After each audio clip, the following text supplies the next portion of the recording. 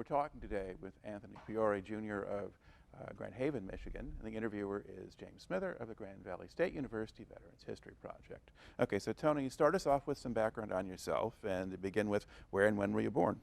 January 4th, 1960 in Worcester, Mass. All right, Yep. and did you grow up there? Yes, yep, I spent 17 years there till I joined the Coast Guard, and off I went. All right, and what did your family do for a living when you were a kid? My dad was a union laborer and steward in the union, did construction, and my mother was a long-distance phone operator supervisor. All right. Telephone company. Okay, and how did you, how did you wind up entering the service? You know, I was one of the, like you were saying, we're about the same age. We spent our childhoods, you know, watching Vietnam on TV every night. That's what we did. Yep. We watched the body count. We watched Vietnam. So I was of that, you know, couple of years too young to end up in that. Mm-hmm. But I watched it every night, and I was going to private Catholic high school with my brother Mike. We're 11 months apart, born the same year, and it was, you know, 97% of the students there went on to the majority Ivy League colleges. And me, I just saw something else out the window, and it didn't interest me to continue with college. And I came home and told my father I wasn't interested in going to college when we were deciding where we wanted to go, and you know, he couldn't believe it. And he said, what are you wasting our money for going to this high school? You know, you got to go to college. And I said, I'm not interested. And he says, you can go in the Army, you can go in the Marines. My father was in the Army, mid-50s, really proud of it, did his 2 years, and was involved in the DEW line, Defense Early Warning System, that they installed across the Arctic, and he was at sea for 6 months. And he said, Army or Marines. And I said, okay. You know, it was we didn't see eye to eye. As I said in my notes, my father and I could argue over the color of the sky, and it would end in 10 minutes, and that was it. We wouldn't talk for a week, just over the color of the sky. So I probably hitchhiked down to the recruiter's office in Worcester, and went to the Army and went to the Marines, and decided I'd fill out the Marine paperwork and join the Marines. And I got ready to leave, and up on the second floor there was a kind of overweight chief, a little bit on the overweight side, wearing his winter, you know, long sleeve shirt and his tie tucked in. And he says, hey kid, you want to watch a movie? And I looked at him and I says, you know, the only other thing I have to do is go home and argue with my father. I said, so sure. So I went up the steps and he got me set up, and I watched this movie of the Coast Guard saving people in the Coast Guard in action. And I think I tore up the Marine Corps papers right then and there halfway through the movie, and filled out the Coast Guard paperwork, and off I went, hitchhiked back home, and knew it wasn't going to be a good thing when I came home with those papers. All right. Now, how old were you at that point? 17. Okay. All right. Yeah. And now you were still in school at that point? Yeah, I was a junior in high school. Right. Okay. Yep, my junior year in high school. Okay. So what was the idea? If you still have a year of high school left, how is it that you're applying for a service? You know, the Coast Guard had an RK program back in the time. It was a reserve component program where you could go to boot camp between your junior and senior year in high school, and then your senior year in high school you would drill as a reservist in the Coast Guard at a Coast Guard unit in your local area. And I drilled at the Marine Safety Office in Providence, Rhode Island during my senior year of high school, which was pretty cool. All right. Yep. But in the meantime, there's a little problem. That is, at age 17, you can't just go sign yourself up. You know, you can't. And I brought the papers home, and we have a large family, 6 kids, and 8 of us at the dinner table, 96 inches long. And I think it's been a long time, but I think the discussion was, what'd you do today? And I says, I'm going to join the Coast Guard. And I think my father looked down and says, no, you're not. He said, I told you you could join the Army or the Marines. And it was dead silence at the table. It was like, here comes Tony with another harebrained idea. You know, my brothers and sisters looking at me, the oldest of the family. What's he going to do next? And I says, Dad, I want to join the Coast Guard. He says, you're not joining the Coast Guard. You know, he had probably some choice words. And that kind of ended it that night. And it just kind of stewed for days of him stewing, and maybe my mother trying to convince him this is what I wanted to do. And finally I say, you know, I never asked my mother about it, but I think she probably signed him and probably convinced him to. I never asked him if he did in fact sign him, or maybe my mother signed him and signed his name, for all I know. The next thing I knew, they set up a date, and my mother and I went down to the recruiters, and my mother was there with me, and I got sworn in. Okay. Yep. So you didn't actually see the signed papers, or you didn't look to see who signed it, or that just, you don't You remember? know, I probably had them. I would have had to have them, my enlistment, and took it to the Yeah. recruiter. But it's, you know, it's kind of fuzzy. It's kind of, you know. Yeah. It just remains that kind of magical piece of the story. It happened somehow. Right, it happened. It was all because of my mother. You know, it was definitely my mother. All right. Okay. So now you go, and so what was, where do you do the boot camp then? So they send you to Cape May, New Jersey. I think they actually put you on a bus out of Worcester and bus you down to Cape May, New Jersey. You end up there past normal hours, kind of their routine, I think. And they take you and turn you from, back in those days, Coast Guard was the second hardest boot camp besides the Marines. You know, it was right at the end of the Vietnam era, 77. They take you from whatever you are and where you live and whatever your status is, and they make you the same as the person next to you. And then you are all equals. So there's no hierarchy in boot camp. Okay. So how do they do that? You know, back in those days, they drill you. Today they put a lot of labels on it nowadays. What it's really called, what it's called, but back then it's boot camp. I mean, you know, they yell at you, swear at you, punish you, make you do push-ups, make you run. Every now and then, maybe a little physical abuse back in the day. Not like that anymore, but they take you and they mold you into what they want you to be, and then they pull you out of that, and you either succeed or you don't. Either or. Yeah, okay. When you were doing this boot camp, were you all 17-year-olds in this program, or did they have older guys mixed in? You know, it was, I think it was mixed in. You always saw the one guy that looked a little older, and when I went in, there were women too in the Coast Guard. It was new, so you always saw somewhere. And it was during that summer period when I went, there were a lot of the arcade program went. So probably a majority of my company, and there were 220 people between the two companies, were in that age group, 17, 18, that were either in the reserve component or active duty. Would have had to be 18 or 17 if they're parents. And they drop out of school. And was there much ethnic diversity to the group, or were you? You know, there was. There was a lot more ethnic diversity than I was used to growing up on Grafton Hill in Worcester. You know, when I went to St. John, when my 4 years at St. John's High School, there was one black guy. The whole 4 years, John Bond, that was it. There was very little ethnic diversity at all. And when I went to boot camp, my best friend there, Fritz Dumonet, was from Haiti. So I remember coming home saying my best friend was a black fella from Haiti that I had met and got to be really good friends with him. I mean, that's probably my first taste of ethnic diversity was boot camp. All right. You know. And how easy or hard was it for you to adjust to life in boot camp? You know, I was used to getting yelled at. My father ran a tight ship, you know, first generation Italian American. My grandparents came over on the boat, and I was used to that. I had trained. I was physically fit for boot camp. I couldn't march. I had 2 left feet. I was used to getting yelled at, so that worked out pretty good.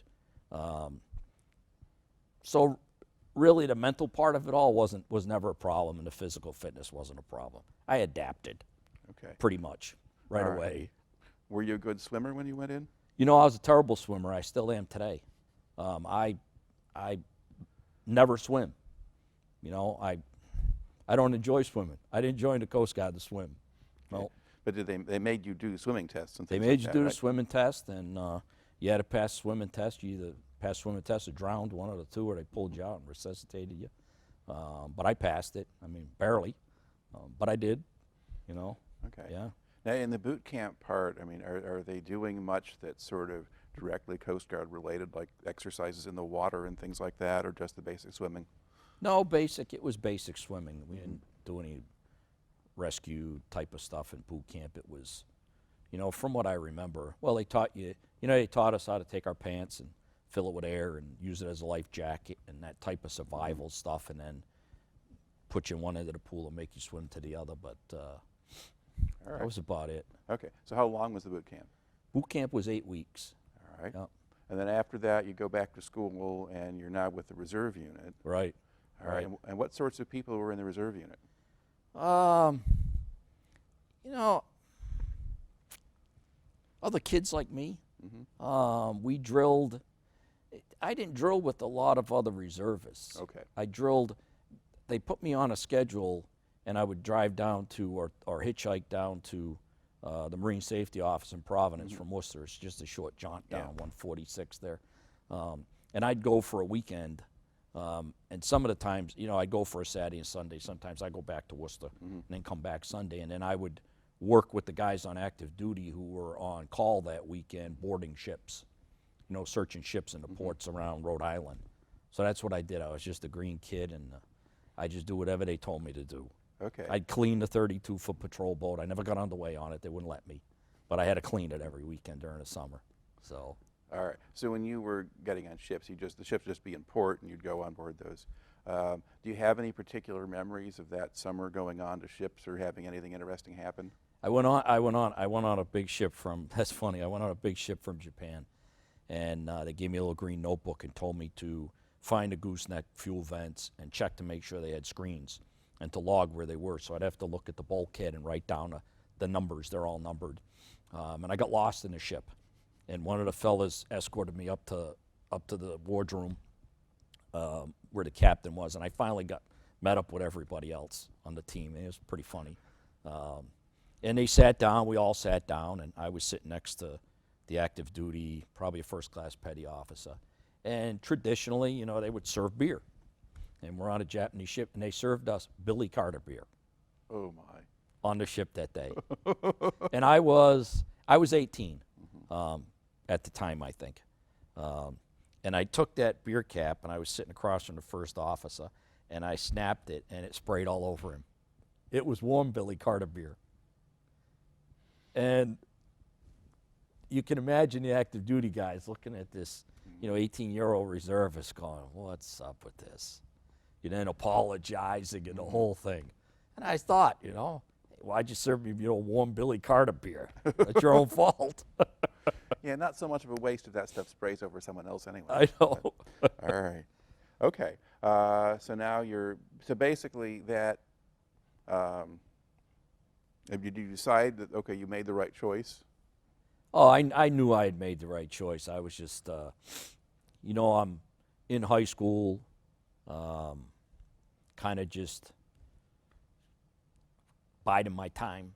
You know, I wasn't huge on getting big grades and academics and all that. I knew it wasn't my thing. You know, but I was in a high school with I was in a high school today that's one of the best high schools in Massachusetts, and it was back then too. Probably one of the best high schools in the country. So I just kept on thinking about what I was going to do as soon as I could graduate. You know, as soon as I turned 18, then I went back down to Chief Paul at the recruiter's office, and I enlisted in active duty so I could do it myself. Okay. I just waited my time to graduate so I could go into real Coast Guard. Right. Now, in the kind of outline you've already drawn up of this, you also talked a little bit about the company commander you had in boot camp. Can you kind of talk about him? Yeah, I had Chief Bernard was our company commander, informing company. He came, we had another person informing company. They put you all together, informing week, first week I think it was, and they sort out who's going to go where because they've got other companies that they're going to fill, like Ceremonial Honor Guard that spins rifles and does the parades and does funerals and all that stuff. And they train those people, and then they can go into the National Honor Guard in Washington, D.C., which is all the services, out of that group. And I remember Chief Paul told me, don't ever volunteer for anything. If they ask you if you ever mowed a lawn, don't volunteer because you're going to mow. You know, if you need to smoke, don't tell them. So Chief Bernard came, big strapping guy, and he picked the people to go into the Ceremonial Honor Guard, and they were all 6 foot. Well, Tony Fiore's 5'7". So he got down to 2 spots left, And he looked at everybody, and we were across from a big, long set of tables. And he says, you on the deck, you on the deck, you on the deck. We jumped over the table, got down on the deck, and he says, start doing push-ups. So we started. I was at 257. And he says, stand up. And it was me and one other guy filled the last 2 spots. And I had done the most push-ups out of anybody. So that's how I ended up in the honor guard. I didn't volunteer. He says, you get over the counter. I remember Chief Paul said, don't volunteer. And I ended up in the honor guard. That was great. All right. And did you go places, and did they train you enough that you could actually do honor guard stuff while you were there? Oh, yeah. Yeah, we trained intensely. I mean, in Charlie Company, I put in my notes, I say, going to chow in the morning, we'd stop and do 1,000 push-ups. The other companies was right next to us doing none. We got done running in the morning with all the companies, we'd run 4 more miles.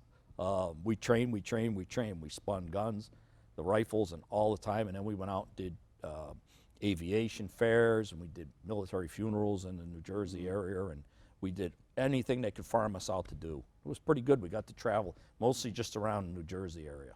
Load us up in a van and take us somewhere and tell us what we had to do. Okay. Yeah. And you could fit that into your school schedule, or was it a lot of that when you were on vacation? Well, that was after was that all still while you were in boot camp? That was all during boot camp. Oh, okay. Right, that was during boot. So when you ended up, I ended up in Charlie Company, and the drilling and all of that, once you were in there, at least in my case, I can't speak for everybody, kind of took precedence over the classroom part of boot camp, the stuff I was supposed to be learning. I really never went to class. Okay. I'd be off putting rifles together, building Springfield 03s, or doing honor guard stuff, and it was apparent somebody was covering for me in class because I never went. I mean, I probably went to half the classes I should have in boot camp. I was involved in the honor guard, and that's what I did. I came out of boot camp knowing probably just a little bit more about the Coast Guard than I did when I went in, and I probably should have known a lot. All right. But I could sure build a Springfield 03. Okay. Let's see. And you also talked a little bit about your one of the chiefs or the people you had while you were in the reserves. There was a fellow who'd been in Vietnam. Oh, Chief McKinney was boatswain Chief McKinney. He had some back problems, and he walked hunched over, and we said it was because of all his medals he had, because he had so many. He had been a JOD junior officer today on the Point Welcome in Vietnam, one of the rivers, and Air Force picked them up, thought they were Vietnamese, North Vietnamese or Viet Cong boat, strafed them 3 times, killed the CO, killed one of the non-rates, and wounded the JOD, and the boatswain chief. He was a gunner's mate at the time. Boatswain chief took over, took in charge. Unbelievable story. They ended up abandoning the ship, and they were heading to the VC side, and they were firing at him in the lifeboats. And finally, another Coast Guard patrol boat got there and rescued them. And then the chief got the boat back underway, and it's an unbelievable story. And I worked for him, and he was they just mentioned he was on a Point Welcome, and there were stories that you learned about, probably in boot camp, guys at the Point Welcome. And he was a quiet guy. One of the guys, we went to lunch one day, and I was with another reservist, and he ate this big sub sandwich. We went to an Italian spot in Rhode Island, and he drank a liter bottle of orange soda, and then he threw up in the back of the car. And we got back into the unit, and Chief McKinney was on that weekend, and the second class said, "He threw up in your car, Chief." And he just looked at him. I'll never forget, he looked at him. He walked into the cleaning locker, and he got a gallon of general purpose soap and some rags and paper towels, and he says, "Clean my car." That was it. He never said another word. I couldn't believe he didn't explode on a guy. He just said, "Clean my car." And he just kind of walked around, and he was, a quiet guy with a big stick that had earned his place and paid his dues. Yeah, great guy. But it's also something people don't necessarily think about. I mean, the Coast Guard goes into war zones, and they were doing small boat stuff in Vietnam, and they're in the Persian Gulf, and there are all sorts of places. Right. Yeah. So there was so that you had a certain number among these people. You had people who'd been to Vietnam, so it was in that sense kind of like being in the Army or the Marines. And when when I went on active duty, and then when I went on active duty, we had a lot of guys that had been in Vietnam, and then there was no spot for them in whatever they were in, and they decided, they said, hey, well, let's go join let's join the Coast Guard. It's probably a lot safer. And they would join. We had a lot of Army guys, Navy guys that I served with, especially over my first 4 years, that were Vietnam veterans. Okay. And I guess the other thing that happens while you're still in high school is you meet your future wife. I did. Yeah. She was going to Notre Dame Academy in Worcester. And we met through ski clubs. I was in all-boys school. She was an all-girl, and we had a joint ski club team group that would go on trips all over New England and stuff. And we were both presidents, and we met. And then come to find out, small world, her mother sat in the chair in front of my father in middle school. And he said he used to take her pigtails and put them in the inkwell. And they knew one another, and my father knew her father real well from the union and the trades. He was an electrician, and we knew one another. It was kind of unbelievable. Yeah. All right. Okay. So when do you graduate from high school then? So I must have graduated June of '78. Okay. All right. Then. And then when do you actually report for duty at Coast Guard? June of so then I reported to Menemsha, Station Menemsha on Martha's Vineyard on 20 November, '78. Yep. What did you do in between? You know, I think that senior year I worked at a cemetery in Worcester, mowing grass, doing whatever they told me to do. I think I did that to make up the 3 months. Yeah. Yeah. Okay. So now you show up November '78. Martha's Vineyard. So there, you're a nice resort place. So describe kind of what things were like when you got there and what you did there. You know, I'd never been to Martha's Vineyard. I probably didn't even know Martha's Vineyard was there. I was a kid, grew up in Worcester in the city. We would vacation up at Peaks Island in Maine when I was a kid. My father would load us up in a car. We'd go to Maine. We'd go down to Cape every now and then, but Maine was our thing. So I was hoping to get a job in Woods Hole doing construction in the aids to navigation, part of it driving pilings and all that. So I like construction. My dad did construction. They had a shortage of people out on Martha's Vineyard, so I reported into Woods Hole, my sea bag and all my stuff in my Bravo uniform, and they put me on a ferry and said, take the ferry over to Menemsha. You're assigned to Station Menemsha, small boat station. I said, okay. So I took the ferry, and van was waiting there, and BM1 Mike Ott was one of the first-class boatmates there. He picked me up in this white government van, and I think it's about a 20-minute ride from there to the station. And for 20 minutes, he told me how bad the station sucked. I'll never forget that about Mike. I have friends that know him now and keep in touch with him, and he just told me how bad it was. This place sucks. You know, we just got dividers in between the toilets in the bathroom. We had 2 toilets. We had no divider in there. You know, we're switching the paper back and forth. Here, you read this, you read that. Just told me how bad it was, the whole 20 minutes. And when I got there, I reported in. I went, checked in with the officer today, and he said, put your stuff up in the non-rate berthing, big room where it's 12 double racks. Threw my stuff there, and he said, now get down the galley. They got some stuff for you.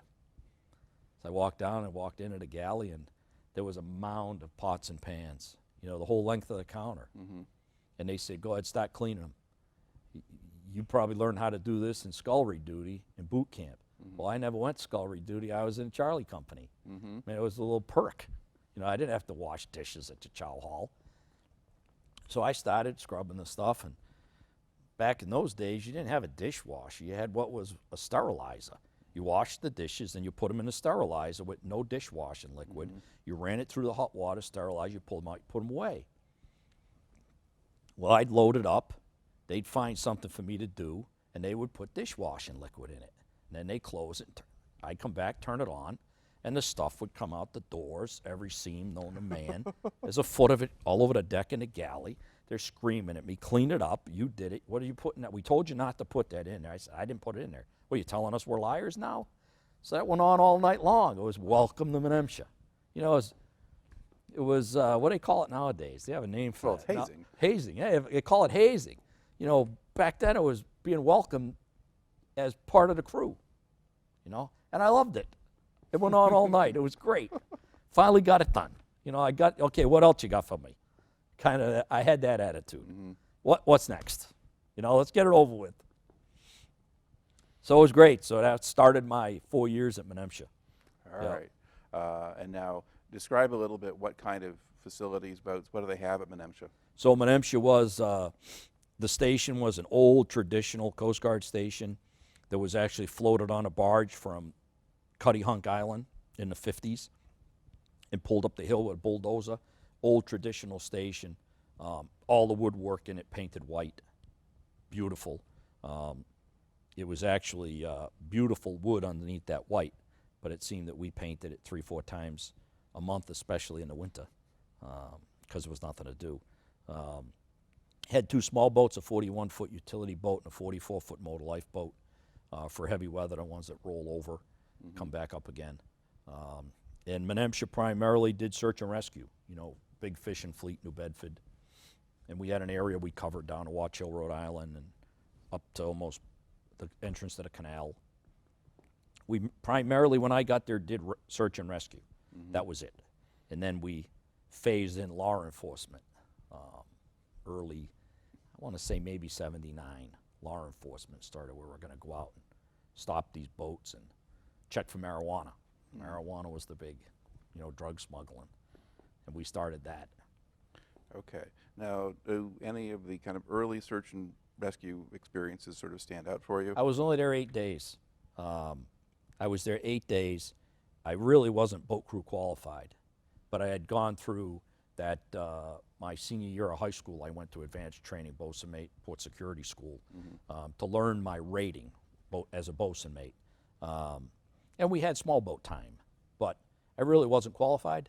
And bell rang, and there was a sailing vessel in distress, Northern Lights, and it was a rough night, nor'easter, and they were in danger of running aground. So the boat coxswain at the time said, "Fiore, you're the boat crewman." I'm like, "Got to be kidding me! I've been here 8 days. You know, it's the 28th of November. The weather out there is the same as the weather here." It's okay. So the coxswain made the decision to take the faster boat, the 41-footer, really not designed for 10 to 15-foot seas that we were going to be in. But he wanted to get there quicker, get a line on him before the boat ran aground. If he had taken the 44-footer, it only goes 10 knots. It would have taken a lot longer time, but it was the boat to take. So I learned that night that I made the right decision joining the Coast Guard. I became the boat crewman that night, whether I knew my job or not. And I was told to do what he wanted me to do, and I did it. So how many of you were on this boat going? There was 3 of us. There was the boat coxswain in charge, Rick Burnett, great friend of mine now, and a boat engineer and myself as the boat crewman. And we may have had a 4th that night. One of the other fellows who reported in maybe a day after me. You know, we went out in that case and got a line on him and got him towed in, and they were surging right over the well deck while we were back there running the line when we went into the entrance at Martha's Vineyard, Menemsha, and got them moored up. And I learned that night that this is what I wanted to do. You know, it was great. Yeah, never forget it. All right. And kind of how long did it take you to feel like you knew what you were doing? You know, at that point, they give you a 313. It's called training book.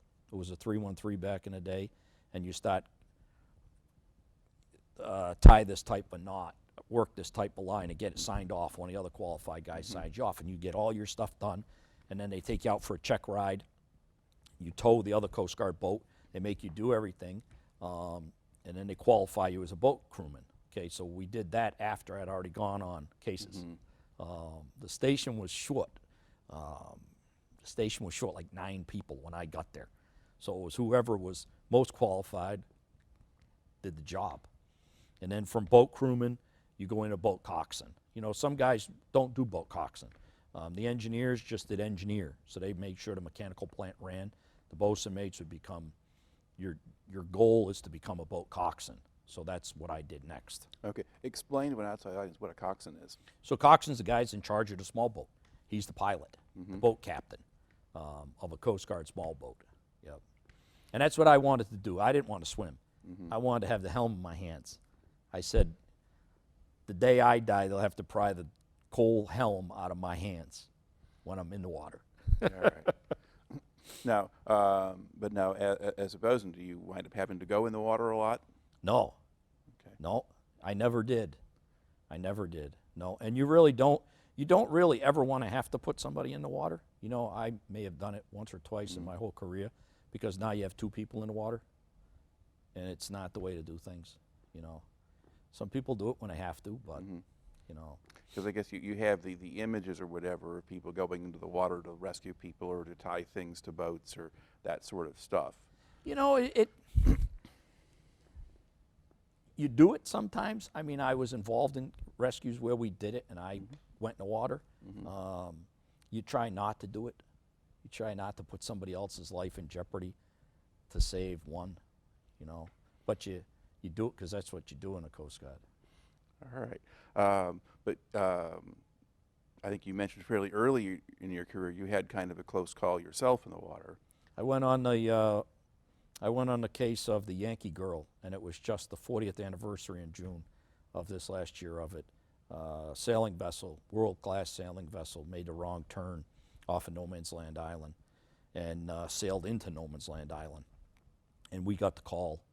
And we anchored the 41-footer out and took in a little small inflatable with the towing hawser in hopes to hook it up to the sailing vessel and tow them out of the rocks.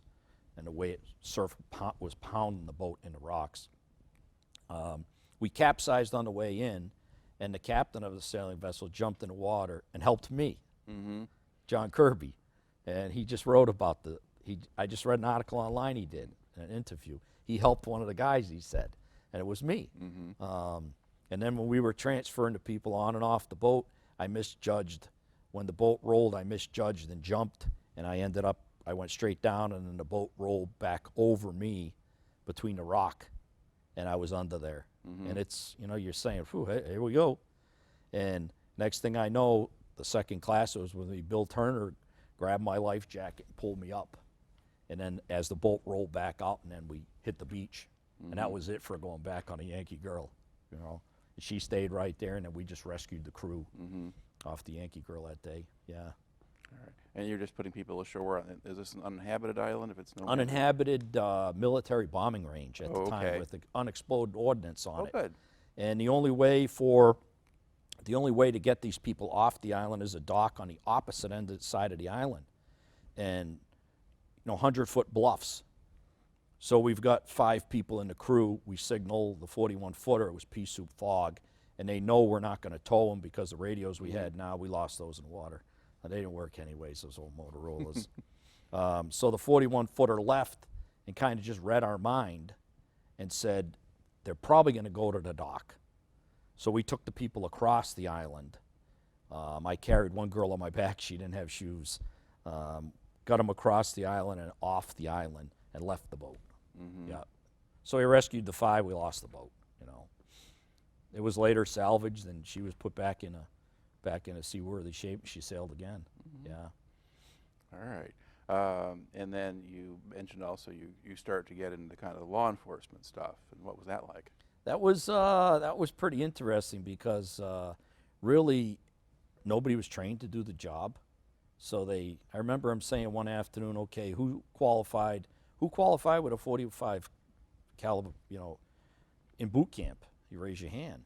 Okay, you're carrying a gun tonight. We had one gun. 7 bullets. You kept it in your magazine pouch. You didn't even have bullets in your gun. And they'd say, okay, go 10, 15 miles off of No Man's Land Island and run a border, and every boat that comes in, we want you to stop it. We want you to search the whole boat, see what's on it. And you had this inspection form. A little team came around and taught us how to do it. And we'd go, there'd be 3 of us, and we shared one gun. No body armor. It was like the Wild West. We'd be intercepting boats and doing drug transfers and stuff, and we always laughed. We shared one gun. Today, the Coast Guard today is quite different, but that's what we evolved from. I remember I had the one gun. That was a joke. Fiore's got the gun. All right. Now, did you find anything? I made no drug busts when I was at Menemsha. We went out and picked up 25-gallon pails of marijuana off a fishing boat that said he found them floating. We're not really sure he found them floating, or he knew he wasn't going to be able to make it in with them. But they transferred them to us, and then we transferred them to Customs and DEA. Yep. Back then it was, you know, our mission was search and rescue, and now we're being forced through law enforcement. It was kind of, not everybody was on board with it, you know, in the Coast Guard. All right. Now your notes on being at Menemsha also kind of talked about your kind of learning more parts of your craft, and you're gaining new ratings or qualifications. Yeah, you know, I learned, that's where I learned my craft. I really learned my, Rick Burnett, you know, BM2 Rick Burnett. I owe it all to him. He took me under his wing, and he said, I'm going to teach you everything, almost, because if I teach everything, you'll be as good as me. And he taught me everything about being a bosun mate, looked out for me, was my sea daddy. And I learned my craft there. I learned how to run a boat. I worked for Chief Ib Anderson, who ran a 90-foot tugboat in Vietnam. He was a warrant officer, had a photo in his office, Andy's Dirty Dozen, his crew. They towed ammo barges in the Mekong Delta on a short string, he used to tell us, so he could get rid of it. He was a Viking. Told us his mother put him in a basket and sent him on a longboat here. He was, you know, he's Norwegian, and he said he'd been to every port in the world. You know, we thought it was just old chief stories. Come to find out, when he passed away a couple of years ago, the only port he had only not been to one port in the entire world. It was in his obituary. He was telling us the truth. He took me out in the boats and told me I couldn't run the 44-footer well enough and didn't qualify me, and it just jerked me. And I said, what do you mean I can't run this? Well, I made him eat his words. After that, I got underway every day on my days off, and you know, I became the Jedi on that thing. I stepped on board, and we became one, and you could blindfold me, and I could run it blindfolded. And I made the chief eat his words. I think he probably did it to make me better, and I know he did. Yep. Yeah. All right. And then you also become the surfman. You know, I did. You know, I reached a point at Menemsha where, you know, like most bosun mates, bosun mates have an image to live up to. Not as a good one all the time. And I fell right into that. You know, there were too many nights out drinking, fighting, the whole thing. It was great. It was, you know, living the life. And my career was going nowhere. I mean, I was an E5, and I was in trouble more than you could imagine. And I worked for Chief Bob Steiner at the time, born-again Christian, great guy. Finally said to me, he said, you got to square your life away, Tony. He says, you got a couple options, start coming to church with me. I said, I'm not interested in doing that, Chief. And there were a couple others of us in the group. He said, he knew I could run a boat. He said, and he was a surfman instructor at Cape Disappointment, one of his earlier duty tours. He said, I got a deal for you. He said, I'll teach you how to make that 44-footer do ballet. He says, you come knock on my door, you bypass the XPO's office, come knock on my door anytime. I'll throw on my wetsuit, we'll get underway together, and I'll teach you how to do it. And he did. Now, explain what a surfman is. So a surfman is the highest qualification of a small boat operator in the Coast Guard. Okay. The best. I mean, you are qualified to run a small boat in surf. When it's so rough that nobody else can go out, a surfman takes the boat out. You're the best small boat operator in the Coast Guard. And you receive a number. And they're numbered. They're up in the middle 500s right now from back in the day. I mean, so it's very few people ever become surfmen. I'm number 113. Everybody who qualified in 1982 got number 113. There's 3 of us listed. And then you spend your time at surf stations. You know, there's only, I have my notes, I have to go back and check how many there are in the Coast Guard.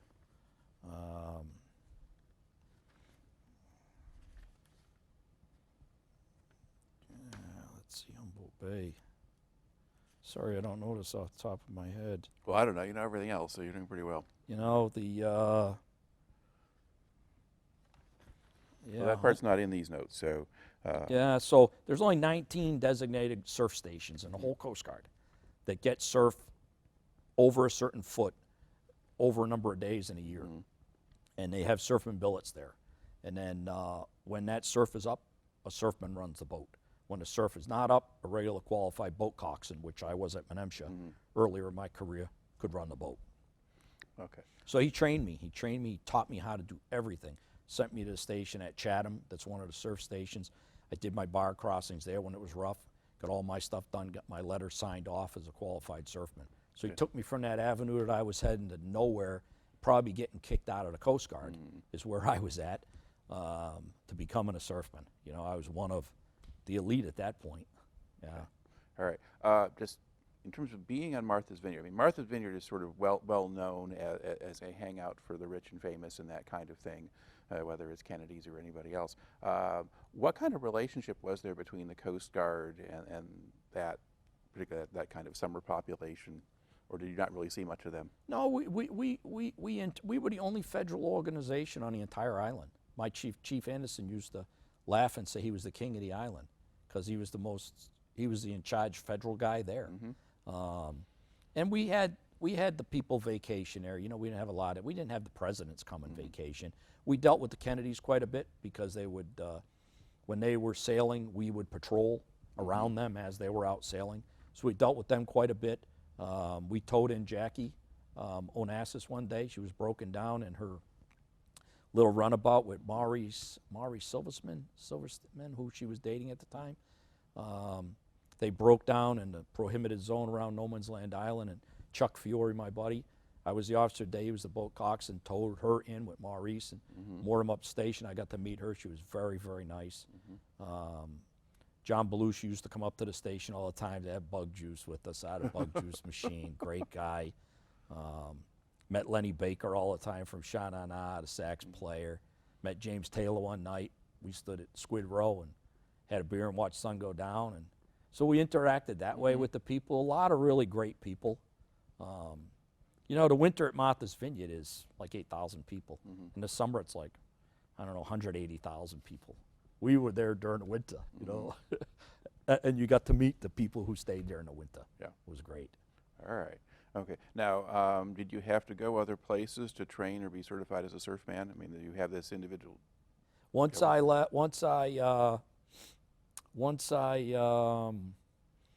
it was decided that I was gonna, I'm gonna go to West Coast. I want to go to a surf station. Okay. You know, I could try Merrimack River or East Coast ones. I wanted to go to West Coast.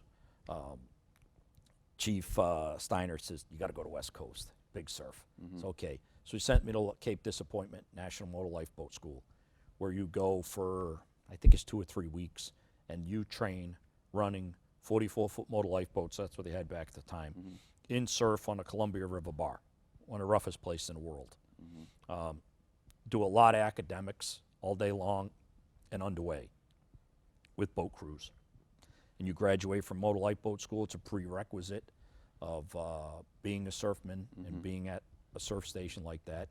And then you go through the school, and after that you come out and you get that under your belt. You know, you graduated from Cape D. And I was East Coast, so you always have that East Coast, West Coast mentality in the Coast Guard. And I ended up coming out number 1 in the class, which a lot of people resented that from the West Coast. How the East Coast guy do that? You know, but I did. But that was in part the training you had before you got there. I'd already been trained by Bob Steiner, who was an instructor there before I went there. You know, so I knew my stuff. Yeah, it's a great experience.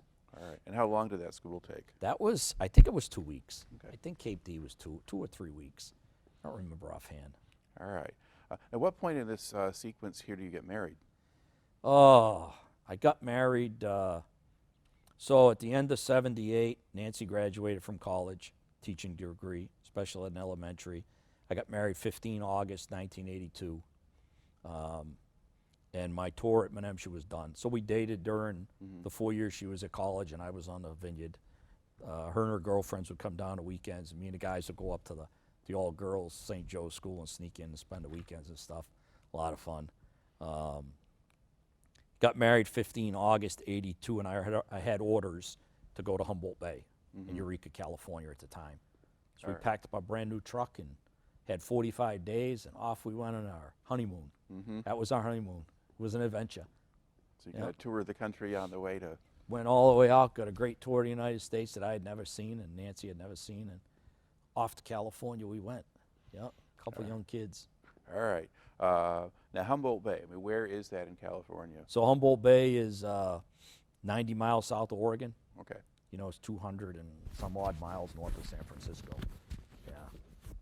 All right. And so what was the station like there? The station, Humboldt Bay Station, was a big station, about twice the size of Martha's Vineyard, and it was there since, this station I think was 1936. Had a railway system like Martha's Vineyard did, that they used to launch the old 36-foot motor lifeboats.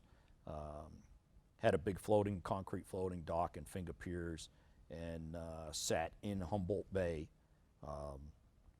with two 44-foot motor lifeboats. Had a big bar, quarter-mile wide. Had surf that's amazing. Foggy all the time.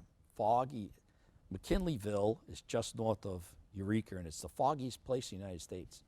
Little did we know. You know, we kind of thought we were going to sunny California. You know, we really went to Southern Oregon. Right. That's what we did.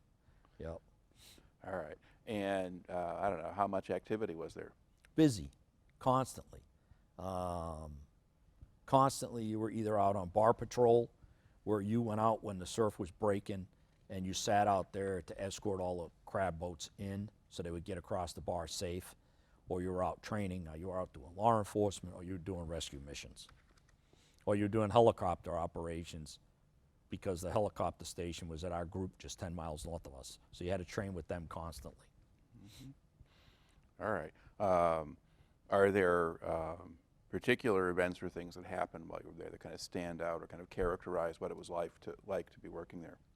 You know, I ran a lot of bar patrol there. I ran a lot of cases there. I ran a case one day.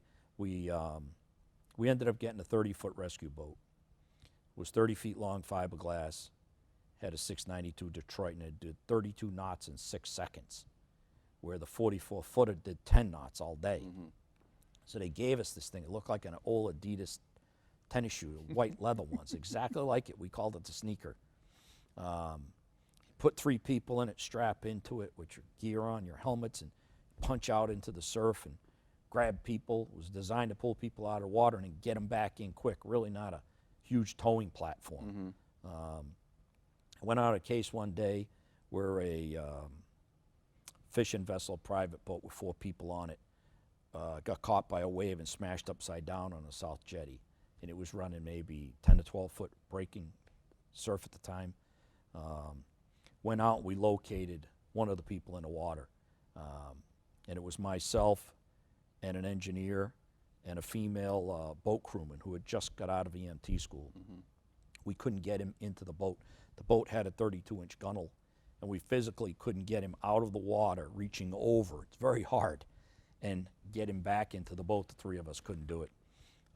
He had a full leg cast on his right leg, and he had a life jacket on that was half on, and his head was split wide open from hitting the jetty probably.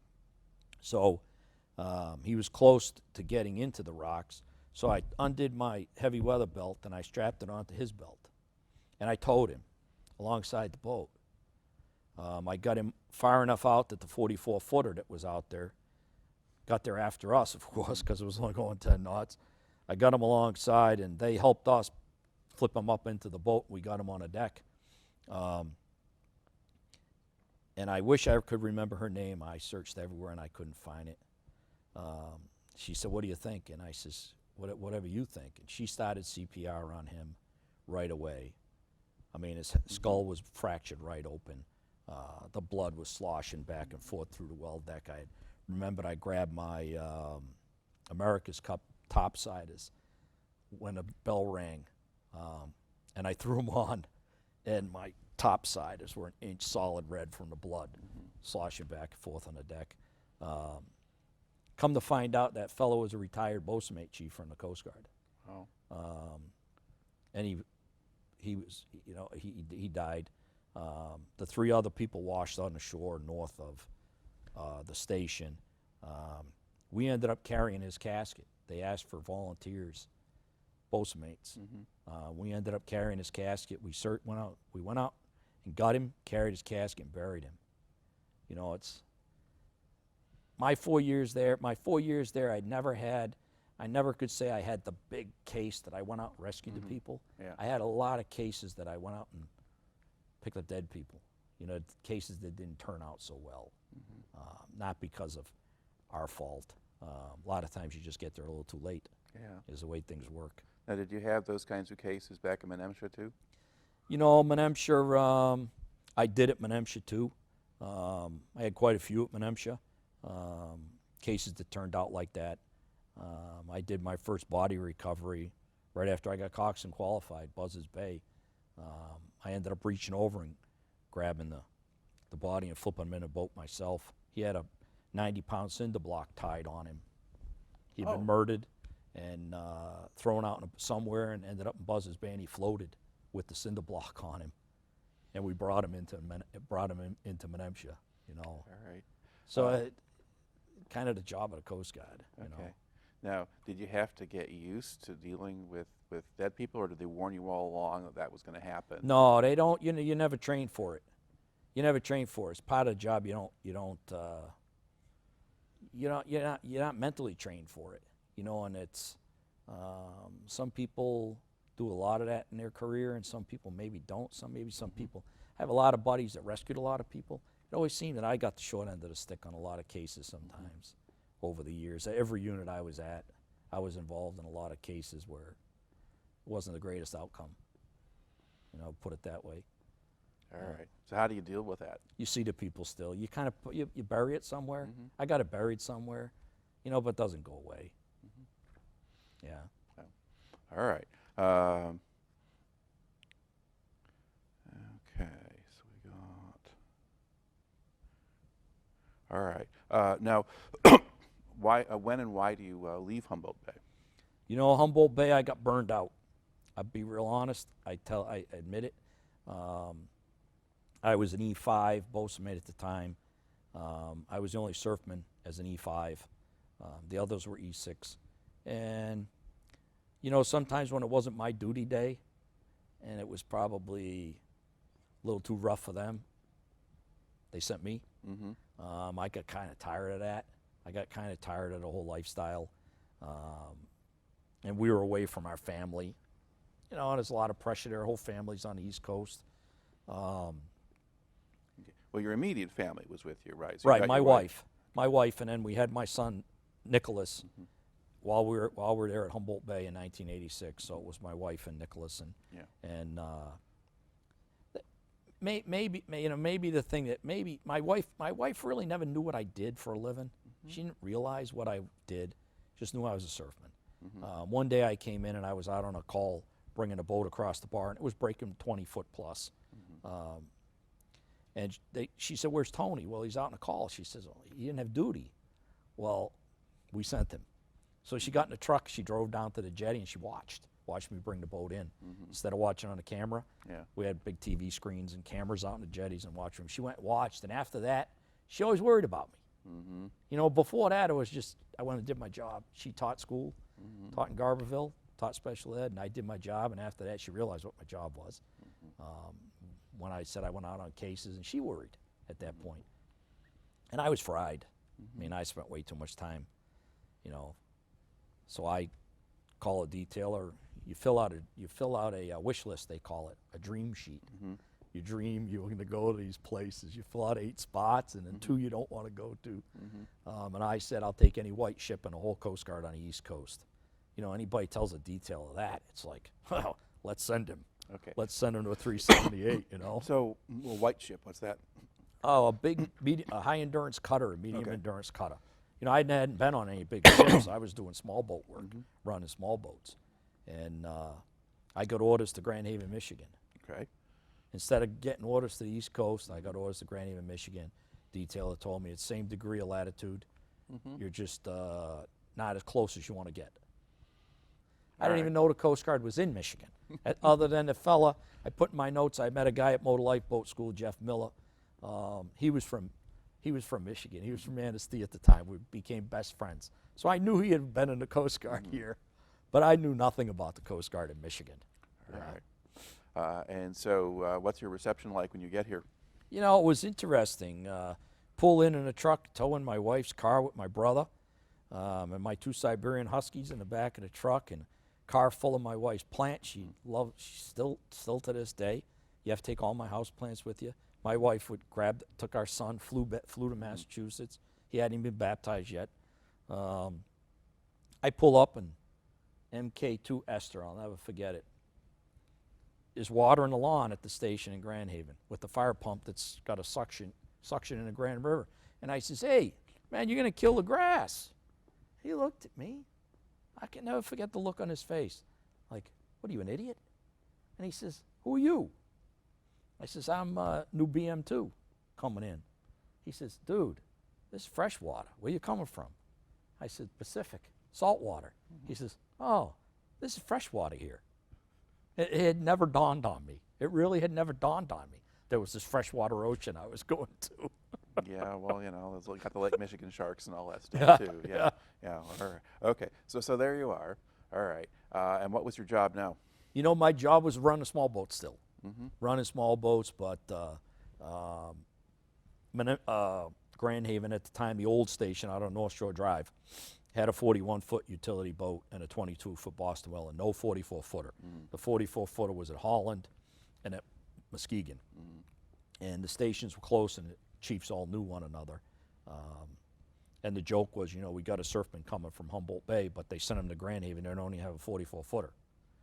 You know, and the chief of Muskegon used to tease me and say, if you want to come run a boat, you have to call me and ask me, and I'll let you run mine.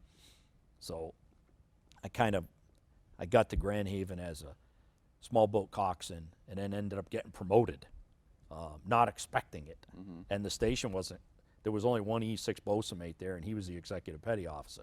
Now the BM2 just got promoted to E6, and they're like, what are we going to do with him? So the executive petty officer ended up getting orders to Coast Guard Intelligence, and I fleeted up.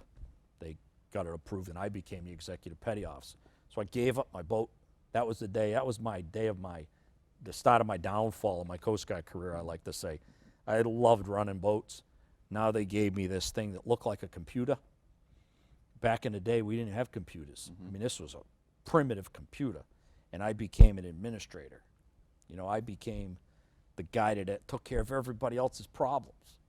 You know, I enjoyed just being a boat coxswain, running, grabbing it and go. Now I had a desk. I was the executive petty officer, second in charge of the station, working for a great chief who was an old icebreaker sailor. Yep. Right. Now, a miscellaneous question at this point. You've been in different places, and you talk a lot about working with other chiefs. What kind of relationship was there between you guys and officers, and what level of officer did you deal with? You know, we dealt with officers very rarely. You know, we dealt with the chief. At your small boat stations, Menemsha had a chief, was officer in charge. Bob Steiner ended up getting promoted to chief warrant officer, and he got transferred. Another chief came in, took over. Humboldt Bay had senior chief, master chief, and a chief warrant officer at the point. So the chief warrant officer was enlisted, who became a CWO. Right. I didn't deal with the officer corps much at all until I ended up on the TACLET, on the LEDET team. At the small boat stations, the chief was the guy. I mean, the chief was your father, was your CFI. He took care of everything. Yeah, and so you're the warrant officer as well. They have, in some ways, officer status, or still a different group from the ones who are the academy grads and are the lieutenants and commanders and things like that. Prior enlisted, fleets up either to first class and then into warrant, or chief into warrant officer. Right. Same guy. He's just making a lot more money now. Okay. So how did your wife feel about your being at a desk? You know, I don't know. You know, I think my wife liked. You know, it's kind of hard to say. My wife lived her own life teaching school, and had her own friends that were involved in education, and really had no dealings at all with the Coast Guard family that I worked with. She did her own thing, and that was her thing, and we were good with that.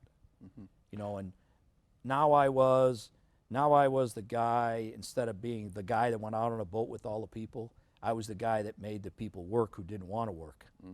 So it was a different avenue I was taking, and I was going to in the Coast Guard. Okay. So you're not the friend anymore, kind of. So you were safer. You're the boss. You were safer, but it wasn't as much fun. Right, right. Okay.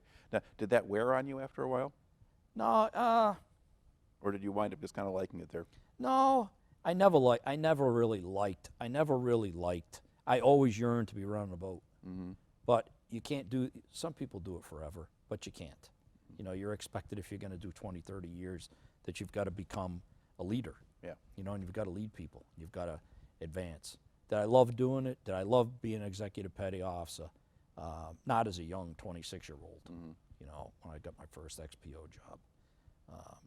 Very demanding, especially with this thing that was kind of like a computer, and that was not me. I'm a boat runner. Yeah. You know, and I'm forced to try to run a ledger that we used to do on paper on this DOS thing that I could not master. So it made life very tough. So how long did this assignment last? You know, it was 3 years. It was 86 to 89, 3 years there. Okay. Yep. And what comes next? What comes next? 86 to 89. So Grand Haven.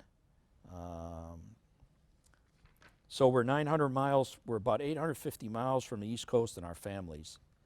And I have a really good tour at Grand Haven. I want a patrol boat. I want to be executive petty officer on an 82-foot Vietnam class patrol boat. And they've got a couple over in Woods Hole. So we start filling out all the paperwork. My chief starts making the right phone calls, the whole deal.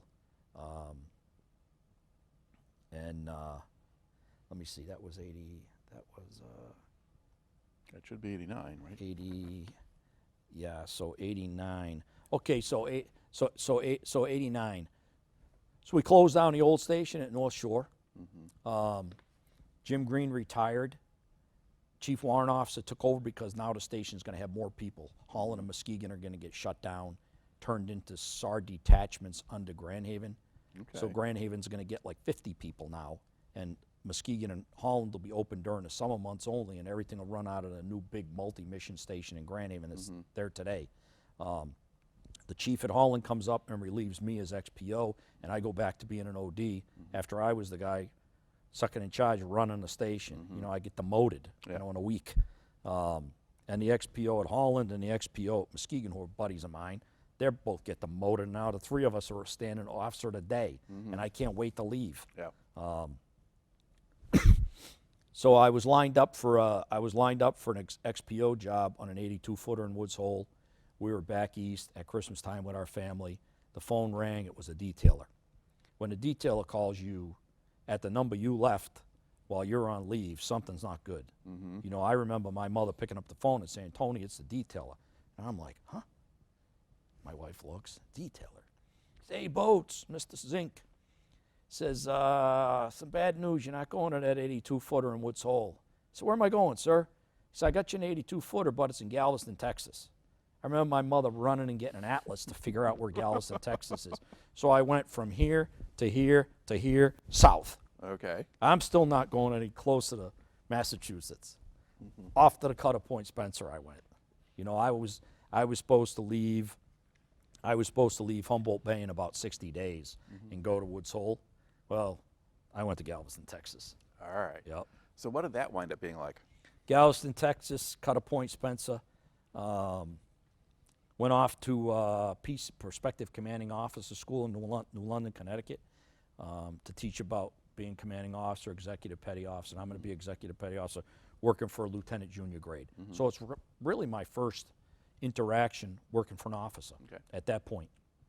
And traditionally, a CO on an 82 would be a junior officer on a high endurance cutter out of the academy, and then they would get command of a patrol boat, the good ones. So I fly down to New Orleans. The boat's coming out of maintenance period down there, and the maintenance was screwed up. and it had to go to dry dock in Corpus Christi, so sail all the way down the Gulf to Corpus Christi. So I get on a boat, leave in the middle of the night, out the Mississippi River, through the potato patch, all the oil rigs, and I'm practicing my rapid radar plotting, and I'm relieving a fellow I went to boot camp with who had a little incident with alcohol, and the chief on the boat at the time had a little alcohol incident. He was no longer on the boat. So instead of me getting my boat in Woods Hole, I'm replacing a guy new because he's being kicked off the boat. It's kind of what happened. The boat was a rust bucket. I mean, it was probably, I think it was underway constantly, and maintenance took a back chair. There was no balance there. Okay, now whose fault is that?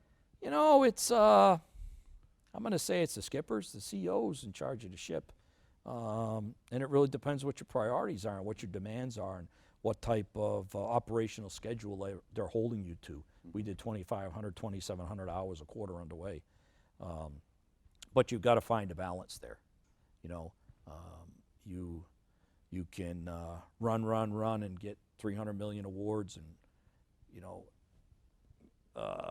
take some huge steps to grow in your career and let things not get take care of that should be. So I did my first year, so on an 82-footer, it's only a 2-year tour because you're gone all the time. And you overlap with the CO 1 year. So I came in and I worked with the CO who'd been there a year, and then he leaves and I get a new one, and then I'm there a year with him, and a new XPO comes in. And it's always like that. Okay. My first guy, Steve Trula, was a Lieutenant JG. Great guy. Wanted to become an aviator. He went off to aviation school and ended up retiring as admiral. I mean, he really had a great career in aviation. He liked being underway. And then when we got underway, he'd like the crew to leave the boat. Well, the maintenance never got done. The new JG came in, John Rendon, came off a ship out in Hawaii. Probably wasn't at the top of his class at the academy. Used to like to tell us that. But he was the best officer I ever met. He knew how to work hard. We played twice as hard. He could balance the underway schedule, knew what work had to get done. It wasn't you know, below him to say, hey, boats, what do you need help with today? And I say, we're going to needle scale off this part of the deck. He say, give me one, let me help. And I mean, it was an unbelievable tour with him. And I taught him how to run the 82-footer, how to dock, you know, maneuvering. It was just a big 44-footer to me. And we got to be really close friends. I mean, he was my boss. We were good friends, and our families. Nancy liked his wife, and we all had little kids at the time, 2 kids each. We didn't see eye to eye in a lot of days. You know, he was the skipper and put his foot down, had to with me sometimes. Hot-headed Italian, you know what I am. But we got the job done. I mean, it was just an amazing 2-year tour on the boat. Okay. How large is the crew on a boat like that? It was 10. Okay. 10, yep. Yeah, and so there would be only the one officer, and so Right. it's really him and you, and you're running. Yeah, it'd be the commanding officer, and then the executive petty officer was an E6, bosun mate, and the engineering chief was a chief. So the chief was actually below the executive petty officer, which either was a great relationship or it was really terrible. With my second chief, it was terrible. He told me right off the bat, he says, I'm a chief, you should be working for me. Don't tell me what to do. The skipper's going to tell me what to do. I don't have to take orders from you. That's no way to have a command on a ship. Yeah.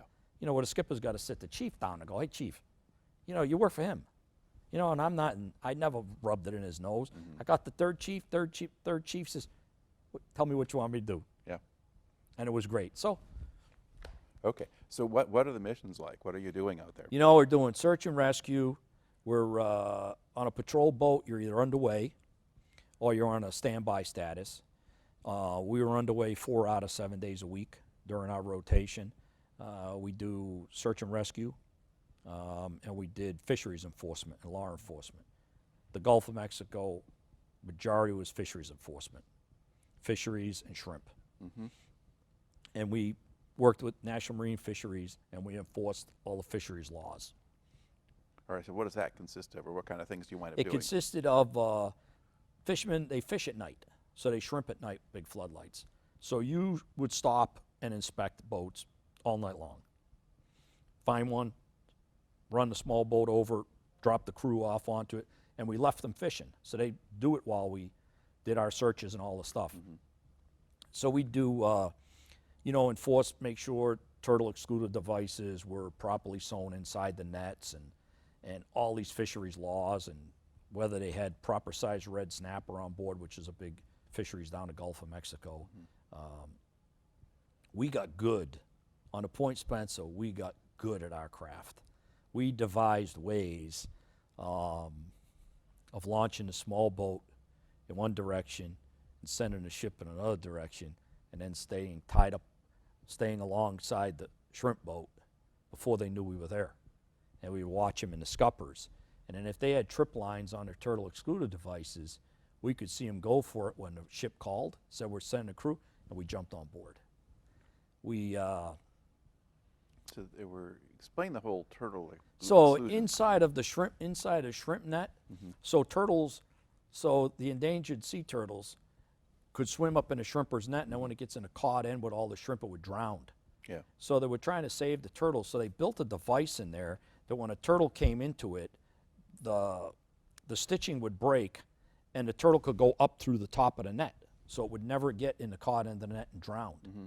Well, instead of this flap being allowed to flap so the turtles could get out, the shrimpers would sew it shut. They would take a line and weave it through it, and then run this line back to the fishing boat. Okay, so if the Coast Guard came, they could pull this trip line, and it would pull this heavy line out of the net, and then it would flap. And then when we told them haul it back and we want to inspect it, it looked great. Well, we figured out they were doing that because we saw somebody pull something one night. We figured this is the way to bust them. Get alongside. When we did it, we perfected it. They would screw fish hooks onto the tires on the side of the boats to try to puncture our boat. Nails, screws. We got good at it. We painted, the Ninja Turtles were big at the time, with the kids. We painted them coming over the side of a shrimp boat, and the shrimp boat had a newspaper and it said, cut a Point Spencer, bust another one. We painted it on our signal flag box. Right. So was all of this because if you, the turtle escape things, you lose shrimp that way? The shrimp Right. get out? Yeah. They figured they were losing a lot of shrimp, so they really didn't care about the turtles. Okay. Now how about drug smuggling? Was that going on there? Drug smuggling was going on. Drug smuggling into the Gulf area was probably at its infancy at the point. It was more towards the Florida coast, and drug enforcement in the 7th Coast Guard District, Florida and Caribbean, was real heavy at the time. We only did one drug bust, 900 kilos of cocaine, smuggled into a banana boat back in the steerage way, and the people escaped out of the back of a hole above the rudder into the water and under the pier, fishing pier at Galveston, and they called us over, and Customs and DEA, and we went under the pier armed and flushed out the people. They had machetes. We flushed them out, and Customs arrested them, and that was the only drug bust we were involved in on the Point Spencer while I was there. All right. Yeah. Did you have any more luck actually rescuing people in the Gulf than you did elsewhere? I did, which made that tour for me. We got a call one night of a shrimp boat sinking with 8 people on it, all Vietnamese crew, and we got there right as it was going over. It was pretty rough. I was used to that, and my skipper could run the boat at that point really well. So we launched a small boat, which is just like a 6-meter rigid hull inflatable off the 82-footer to go in and try to get the people off the boat. And we found them on like this little half of a flotation thing that they were on, clinging onto it. We pulled them all into the small boat. We rescued all of them safely. And we got back to close to the 82-footer.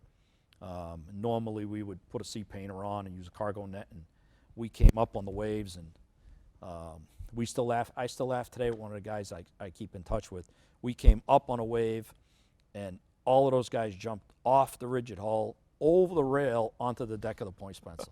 They wanted out of the water. Yeah, and we rescued that 6-person crew. So it kind of made up for a lot for me. Yeah, after we had that one big rescue case that night. All right. And the boat rolled right over and sank. Yeah, we got them. Okay. Did your family enjoy being in Texas? My family loved being in Texas. We started out with a small rental house. We were up by Clear Lake area by the Johnson Space Center. So we were in Friendswood, Texas, just south of Houston. And I commuted 45 miles down to Galveston, where the patrol boat was. We started out in a small rental. My father-in-law convinced us into buying a house, loaned us a deposit on the house.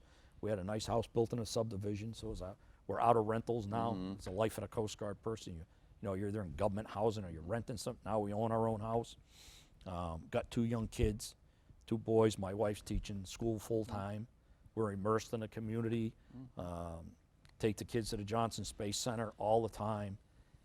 President Bush was in office at the time, the father. We'd see Air Force One come in. I'd throw the kids in the car. We'd run over, and there was no fence. He'd come off the plane. He'd shake the kids, rub them in the head. Hey, how are you, Mr. President? And, we loved it in Texas. Yeah, we really did. But you've got an assignment there that's basically a 2-year assignment. Yep. Okay, so what comes next? 2-year assignment. 2-year assignment. So at this point now, the 2 years, I was underway a lot. Went through Desert Shield and we're underway guard the strategic oil reserves in the ports. And 2 years is up, and where are we going to go? We got a house. Nancy's teaching school. She's getting her career established. The kids are doing great in school. I said, let's try to stay. Let's see what's available to stay. There was the Marine Safety Office, where I would be home every night. I would probably have to fly in a helicopter out to do rig inspections. A good friend of mine had just died in a helo crash from that same office. That he was in charge of Station St. Joe when I was stationed in Grand Haven the first time, and I knew him. He died in a helo crash. His last time he had to go out. And the Marine Safety Office was available for an E6 or this Coast Guard LEDET, Law Enforcement Detachment. You're going to deploy off of Navy ships and do drug interdiction and military contingency work all over the world. And I thought about it. It's a Marine Safety Office, home every night.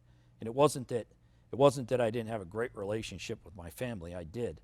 I said, Marine Safety Office, home every night, 3 to 4 years. Tactical law enforcement team, 3 years. High-speed low drag. I'm going to go get to do some really cool stuff. Yeah, I made the most selfish decision in my entire life. When I came home and Nancy said, where are we going? And I said, I'm going to the LEDET. She said, the MSO wasn't available? And I says, I turned it down. And she looked at me and said, really? That's like what she likes to say, really. So that first year that I was on that LEDET, over the one calendar year, I was probably gone like 200 days. So here's the guy that was gone all the time on a patrol boat. Now he's gone all the time.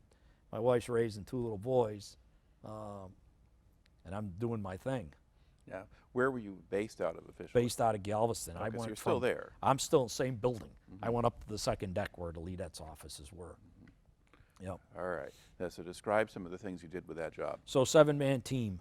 You've got a lieutenant junior grade, E6, BM1 is the senior petty officer on a team, and then 5 more junior petty officers, all petty officers. You kept your bags packed. You'd be on a rotational schedule with other LEDET teams throughout the Coast Guard. Lieutenant would get a call and say, hey, we got to head over to the group. You get a classified message, you read it, tell you where to be, and it'd tell you estimated duration, and you came home and said, hey, honey, I got to go. Give your wife and kids a kiss, and get your plane. I took care of all the plane tickets and travel and all of that stuff. You fly somewhere, carrying all your guns, all your gear, and you get on a Navy ship in whatever port it's in, and out you go for an estimated time, and you do drug interdiction. You stop, you sit out wherever area you're working in, and whatever unit's controlling who's going to board what, or if you just come upon stuff, you 24 hours a day, you go on board a ship with your team, 7-man team, and you go through it stem to stern, and you look for drugs. Yep. All right. And so where did you wind up going? I did, I did a lot of Caribbean work, we did a big operation in the Gulf of Mexico, back to the Gulf of Mexico. First one they'd ever done with the Navy. I did Eastern Pacific off of Ecuador. Worked so those, the southern areas there. Yeah, right. Doing drug interdiction. All right. And how much business did you do, or how much did you find? We had a couple busts. We were lucky. We were involved in 3 seizures. They're minute compared to what the Coast Guard's getting today. I love reading the stuff online today about tonnage of cocaine. They've come a long way. I was involved in 3. We'll probably leave it at that. Yeah, 3 good ones. Yeah. All right. And about how many ships do you think you searched? Oh boy.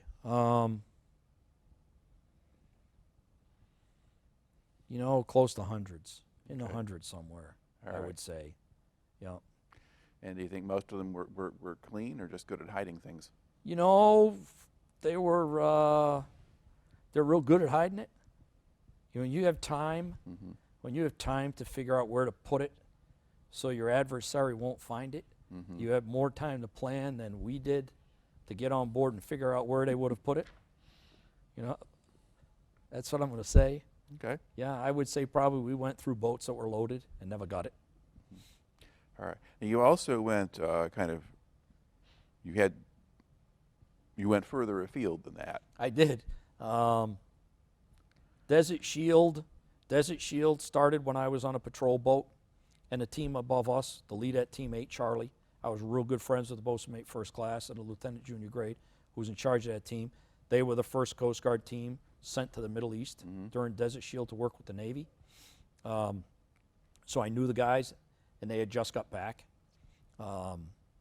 So we just got done a patrol, and lieutenant says, "Hey, we're deploying to the Middle East." So I got a hold of the first class. Hey, what was it like? We did this, did that. Okay. So we got all of our stuff ready. We figure out we're not even in Southern America anymore. I mean, we're going to the Middle East, and we're going to go do military contingency work. The tail end of 8 months after Desert Storm, the wharf, we had the ceasefire, so Desert Storm was very involved still. Desert Storm Continuing Peace, whatever they were calling it. Yeah, at the time. because we still had a big presence in the Gulf. Huge. There were still no fly zones going on. There was still a lot of we tension. still had people. They took the Minister of Agriculture over hostages while we were there. The whole thing. So it was still. I mean, we weren't bombing them like crazy, but it was still a hot zone. I deployed to the Middle East. My youngest son had really bad asthma in Texas. I deployed to the Middle East. That was a different deployment. I deployed to the Middle East. My wife had to have her gallbladder taken out. It was scheduled at the same. Was all scheduled. I came home and said, "I got to go to the Middle East." "What do you mean you got to go to the Middle East?" I says, "We're going to the Middle East." "Well, I'm having surgery, so I got to go." "Well, can't you change it?" "No." So her parents flew down to Texas, help her out. She had gallbladder surgery and came through it fine when I was gone. We got in. The Middle East was an amazing trip. I already had a great team on the LEDET, and we were only going with 4 of us. So Lieutenant Junior Grade, myself, BM2, and an MK3, and they were my 2 best guys. And the Lieutenant JG I had at the time, we didn't see eye to eye more than we saw eye to eye. But we were going to the Middle East anyways. He had very little experience in the Coast Guard, was kind of the problem. And doing the job that they assigned him to do, he was over his head. We flew across, we flew to Crete. We're on L-1011, Fuda Creek, Suda Bay. I mean, great story. Got off the plane, tarmac in Egypt with Marston matting down from Vietnam, with Navy tent with the signs with all the distances like in MASH, and you know, and my first night there after we landed my BM2, and it had to be 115 degrees. My BM2 looked at me and says, "Toto, we're not in Kansas anymore." And I says, "No kidding, we're not in Kansas."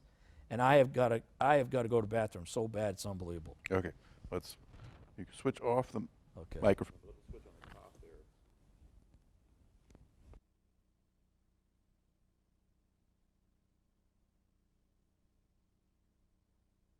Kind of, okay, yeah. Oh, okay. That was part of the story, and it's so convincing that I thought we were doing that for real. Okay. You know, on the C-130 flying across, they've got like a urinal on the wall, and there was no way you could get to it. So I said, I'm just going to hold it till we land in Egypt. So I told the first class at Navy, I says, "Man, you got a latrine, I got to go." So he handed me a red flashlight. And when we landed, they said, "Stay on the tarmac, this field is mined." So we're like, "Oh, okay." So he hands me a red flashlight. He says, "Follow the footsteps down to the latrine. The last guy made it." So I look at him. My BM2 and my MK3 are like going, huh. So I got the flashlight. I'm stepping in these footsteps, sweating, and I got to pee. I get in there. I'm in the latrine. I go.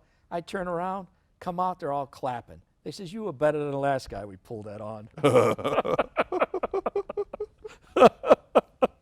I said, "Oh, welcome to the Middle East." Okay. Now, were you based out of Egypt, or did you go over to Kuwait, or? No, we were actually based out of nowhere, kind of. We landed in Egypt, and then they picked us up on a helicopter and took us to a Navy ship that was in theater. Okay. It was really, the base of the whole Coast Guard operations was out of Bahrain, but we were the North Sea Detachment. So they had a detachment in the Gulf, and they had one in the Red Sea, and we were going to be the Red Sea Detachment. And then we just, they put us on a Navy ship, and our job was to train the crew of a Navy ship how to do, they call it in the Navy, visit, board, search, and seizure, VBSS. So it was nothing more than what we did with drug interdiction. So we were the professional ship searchers. The Navy would stand up a crew on board their ship. We would train them how to go out and search ships. We would go out and work with them. Every ship that got to a line in the Red Sea had a stop. Any ship destined to go into Aqaba, Jordan, had to get searched before it could go into Jordan. And we had a list of everything that was embargoed that couldn't go through Jordan into Iraq. So they would take the ships and they named these zones in the Red Sea after football fields, and they would put them in these different football fields at anchor or sitting there, and then they would put them in a queue, and they would sign, okay, this ship, there were 3 or 4 different multinational ships there, us, the Australians, the French, the Brits, had teams on board. And they would send us off, and sometimes we'd do 1 in a day, sometimes we'd do 3 in a day, 6 in a day. It really depended how many teams were in the theater. And we'd search them, and it took it took hours or it took a whole day. And we checked for everything that was on the list. We did good. We did 126 boardings, my 93 days there. We had 26% turnaround ratio, which was the highest any team had ever had. And what does that mean? 26% of the ships we went on couldn't cross the line because we found something on the list that they couldn't take into Jordan. And they were crafty. I mean, they would take and try to rebuild the Iraq oil fields, stuff that they weren't supposed to be doing. They have a valve in one container, different pots and other things, and you'd have to really just see the big picture and put this stuff together.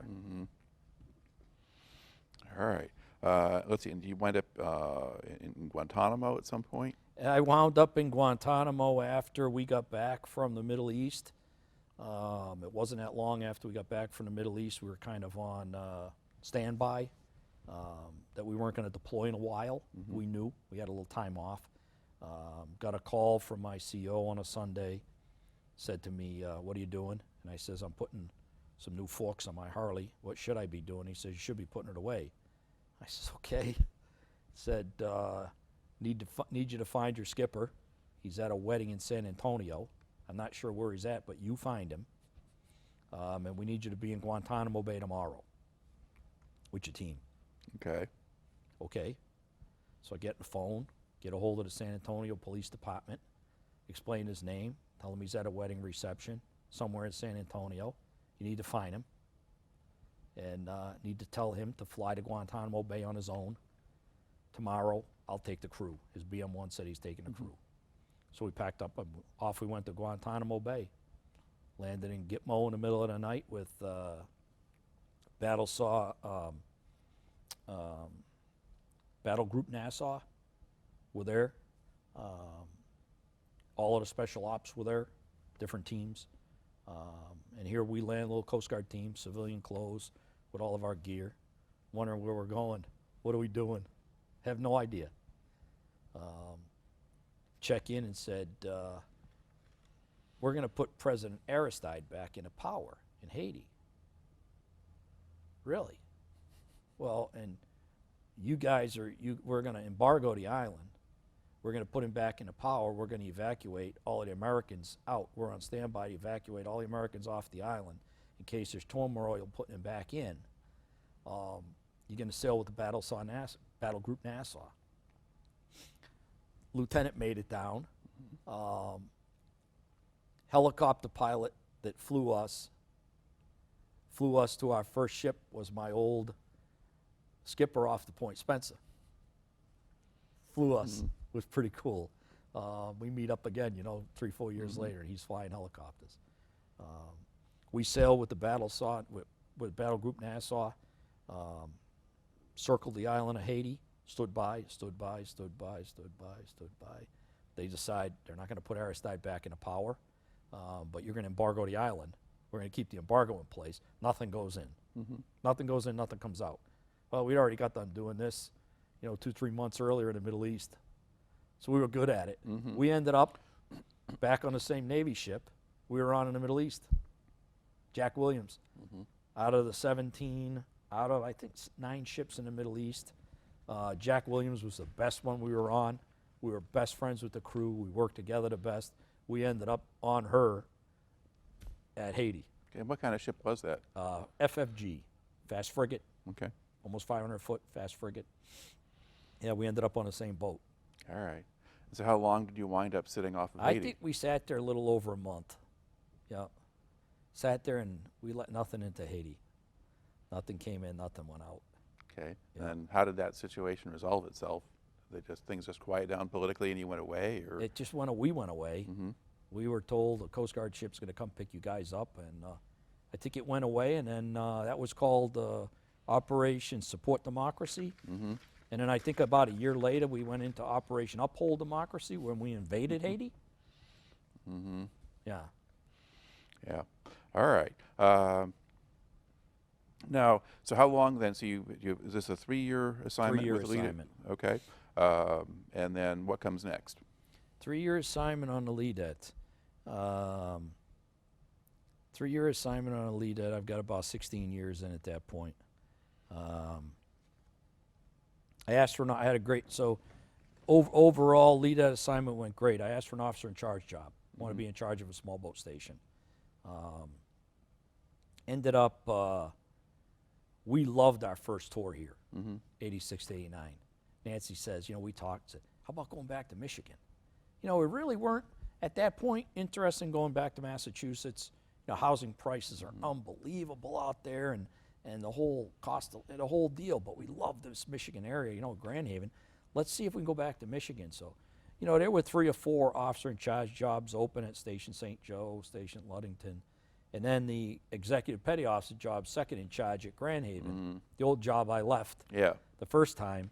And a new CO who I knew got a hold of me and says, hey, I hear it's on your shopping list to come back. And I said, it is. And he says, I'm going to be taking over the CO. I said, really? Yeah. He says, I'd love to have you work for me. I was like, okay. So I took it. I turned down the officer in charge jobs, and I took another XPO job. So really it was my 3rd XPO job in a row. I took the XPO job and reported back into Grand Haven. Try to do it again. All right. 94. Okay. Now, is your rank appropriate to that? Are you now a chief or? I made chief so I got promoted to chief when I was on the tacklet. So I was senior enlisted on the whole tacklet team at that point as a chief. Yep. So when I made chief, the world changed. Now I'm the chief. I'm not asking the chief anymore. Everybody's asking me. So now I'm off to an executive petty officer tour as a chief with the chief warrant officer running a station. And we still had the big station in Grand Haven, and we were in charge of hauling in Muskegon. So we had like 50 people. All right. So how was this job different from your previous stint in Grand Haven? The big difference was I was a chief. So it was no more, it was no more,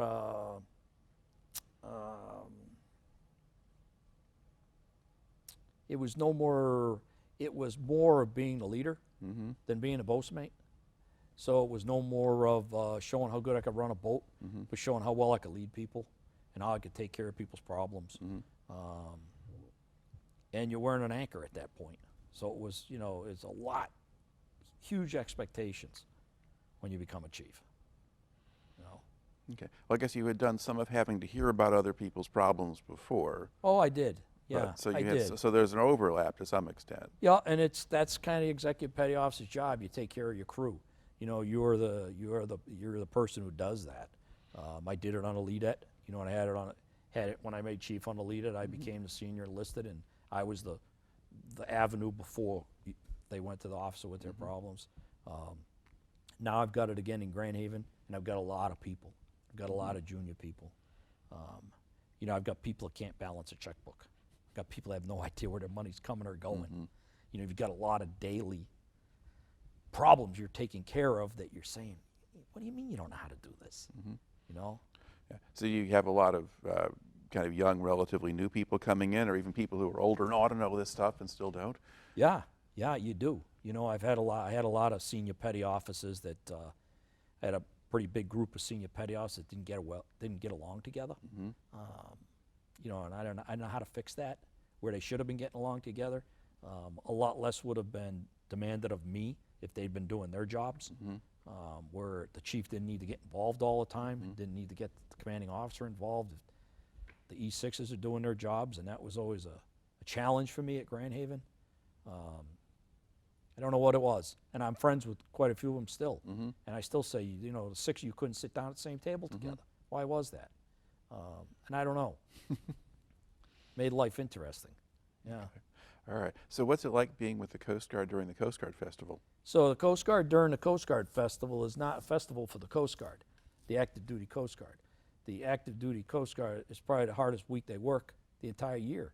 So they benefit. Back in my days, I can only talk about back when I was here on active duty. My first tour at Grand Haven, my junior guys escorted all the girls in the pageant. We were the duty drivers for everybody. We were required to do all the work and do search and rescue and law enforcement and all that during the week that was for us. When I came back for my second tour, we had twice the amount of work to do that was supposed to be the week for us. It's changed a lot because I've stayed involved with the Chief Petty Officer Association. It's changed a lot, but it was a very, very hectic week where all the brass came into town, and you had to deal with all that. Yep. And the additional 300,000 people, in a town of 10,000. Yeah. All right. So at what point do you decide it's sort of time to leave the Coast Guard? It was the Coast Guard instituted a program, and I can't think of the name. A friend of mine teases me about it all the time, where when a search and rescue case would come down, there was a decision made on a scale, red, yellow, green, whether you went out or not.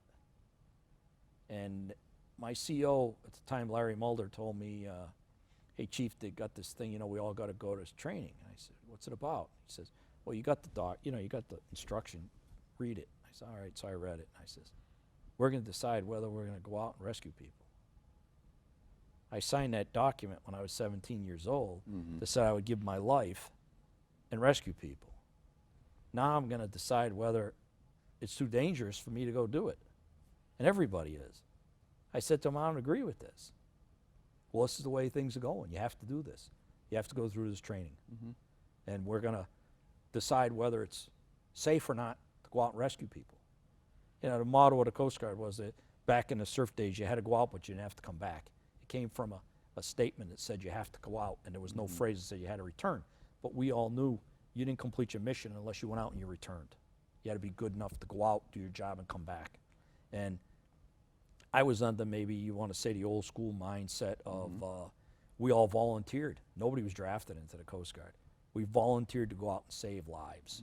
And that change was starting to evolve. And I said, and it probably wasn't the Coast Guard changing, because the only constant in the Coast Guard is change. I mean, that's the way it is in the service. Stand by. Stand by for the next thing.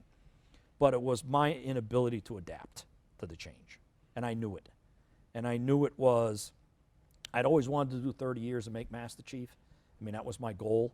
But I knew that at that point, my attitude was probably detrimental to the good of the service, because I was failing to adapt.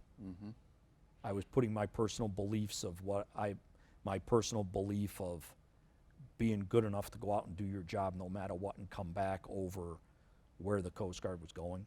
So I said, time to go. All right. Yep. Now, at this point, it is time for me to take a break, so I'll be right back.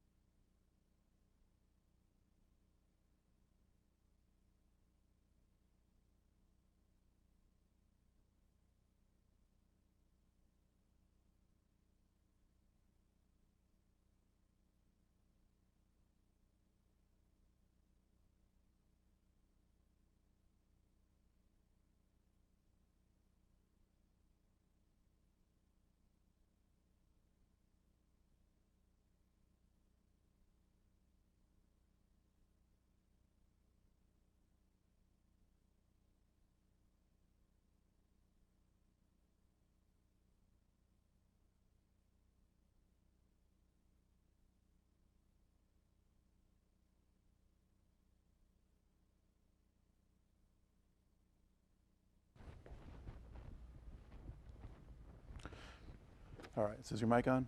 Nope. All right, so we kind of gotten to this sort of key point now in your story, where you no longer want to keep up with the changes they want to make. So did you actually do the red light, green light training? I didn't do it. Okay. I didn't do it. I told I told the CO, I said, I'm not doing the training. I'm going to put my letter in for retirement. I'm going to retire. And he said, are you kidding me? I says, no. He says, is that part of your reason? I said, yeah, it is. It is. I think it's time for me to go. Put in my letter, and you do your letter up to a year in advance. When I put in my letter and got it approved, and then we had a change of command and got a new officer in charge. They downgraded it from a warrant officer to an E8 senior chief. Great friend of mine. We served together down the Gulf, and knew we were only going to be together for a year, and I didn't do that training.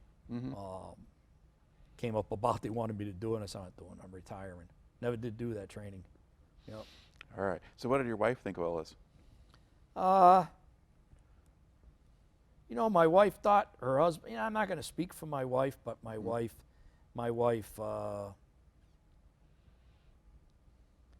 had done her own thing teaching all those years. and had her own friends and had very little interaction with the Coast Guard, other than one picnic we had where she came, and I was the XO at Grand Haven, and I instituted a program. If you weren't qualified, you didn't get to go home. I called it the enhanced training program. And we were sitting at a picnic table, and the wives were discussing this real jerk who wouldn't let their husbands come home. And one of them said to my wife, which one's your husband? And she said, he's that jerk. And it's really the only interaction she ever had with them, and with the crew. She did her own thing. I think I could say I was not home, you know, and when I was home, the Coast Guard was my priority. The Coast Guard had always been my priority no matter where I was, and my family was not my priority. It was to do my job. I could tell you she probably wanted a husband who knew balance a little better and could take care of the family and spend more time with the kids. And that wasn't me. I mean, I was 110% 24/7 on a job. And the family came second. And she ran the ship and did it all. I mean, military people, unless you're married to unless you have a wife that serves, people don't realize the burden that military wives have. I mean, they really do. They're the ones who sacrifice. The servicemen just go, you do your job. It's easy. But the wives, and I don't know if my wife was, ready for me to be home at that point, because she was used to running the ship, you know, and I'm here and there and gone and on the phone constantly with the station, and she's taking care of her thing. Well, now all of a sudden, Tony's going to be home, you know, after all these years. Yeah. And he's going to do something, you know. We didn't really discuss it. Okay. We really never discussed what I was going to do at all.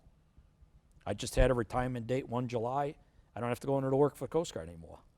We're going to have life insurance. We're going to have health insurance for the rest of our life, free, you know. And we're going to have these benefits. And I'm involved with the Chief Petty Officer Association, and I'm not going to have to go to work anymore. That's where we stood. All right. Yeah. So when you left, how did you spend your time? You know, when I left, I had a high school education, a real good one. No college. I had no goals. I had no idea what I wanted to do. I was 38 years old. I figured I'd done my 20 years. The Coast Guard didn't really have a retirement program that got you ready to transition back into the civilian world. So we had a big 2-story house, swimming pool, the whole thing for the kids. Neighbors, friends, the whole thing for the kids. House needed to be stained, so I spent my days staying in the house, watching the cooking channel, and downloading recipes and cooking dinner. And I cooked all this crazy. We love to cook. Had these dinners, and I kept on printing out stacks of paper, and Nancy would keep on having to go to buy more paper for the printer. Tony was ready to cook, and that was it. I was good with that. You know, I was 38. I was good with that. Nancy's teaching now. I mean, she'd always been the breadwinner, because, you know, you make 10 cents an hour when you're in the service, when you're working 100 hours a week. She'd always been the breadwinner. I mean, our whole time in. I had a Harley at the time, you know, which money's going into that. And then one night she come home with the kids, and maybe she had a bad day, and she said, we got to talk. I figured she was gone. I said, what? Said, you're going to get a job. I says, I got this little part-time job on the DJ Angus. You know, I got that right before I retired as a deckhand, 1 day a week. Could you explain what that is? So Grand Valley State has 2 passenger vessels that do outreach and education and take 4th through 12th graders out on educational cruises. During the season, and the DJ Angus is the original boat, and during the time was at Government Basin in Grand Haven. I used to look out my window as the XPO and see it get underway with kids every day, and I never knew what they did. I never went over there and talked to them. And after right before I retired, Help Wanted came out in the Grand Haven paper for a deckhand, and I applied for it. And I didn't get it. Didn't even get called back. So I called the director at the time and set up a meeting. Went over there, and we met in the president's office. It was pretty nice. at the time. And he told me, he said, I got 3 problems with you. And he told me what 3 problems were. And I said, well, seeing we're being frank, I said, let me tell you about you. I said, you know, if I was telling you you were too old for the job, that'd be a problem because you think I'm too young for the job. You're telling me I can't support my family on this job. It's not why I want the job. And he told me that if, because I'm a chief, and his daughter was a commander in the Navy, that if the captain told me to clean up the cobwebs on the boat, I wouldn't do it. So I looked at him and I said to him, hire me and I'll have the captains cleaning up the cobwebs. Just give me a little bit of time. So he called me back and he gave me the job as a deckhand, part-time deckhand, $6 an hour. I was working 1 day a week as a deckhand on a boat, taking the kids out. I was good with that. Staying in a house, working 1 day a week. Nancy says, you're going to get a job. I said, I got one. Says, nah, you got a wife, 2 kids, we got this big house, mortgage, you got your motorcycles. You got to get a job. I said, a real job? Yeah. Well, I had no plan. Okay, the only thing I know is how to run boats. I mean, I'm done with supervising people. I mean, I don't want that burden anymore, you know. I run boats. So I got with the university, and it ended up that the deckhand, you know, just the timing was perfect. The deckhand, the other deckhand that was working the other days of the week, he quit. So the director says, you want to work all the time? And I'm still part-time. I says, yeah, I'll work 7 days a week. You know, my wife just told me I got to go get a job. Maybe this will be the job. One thing led to another. I got my captain's license. Captain that was on there, relief captain, didn't show up for his interview at the end of the year. He got fired. I took over relief captain job. About a year later, the full-time captain stepped down, turned the boat over to me. New director came in. They created a fleet captain position to oversee all of the boats and the vehicles at the Annis Water Resource Institute in Muskegon. I applied for that and got the position. I've had the position now for about 17 years, 18 years. So I oversee. So I went from that light bulb talk coming on, what my wife thought it would. I was like shocked. I never was prepared for. What makes you think at the age of 38 you're all done working? That's what she said to me.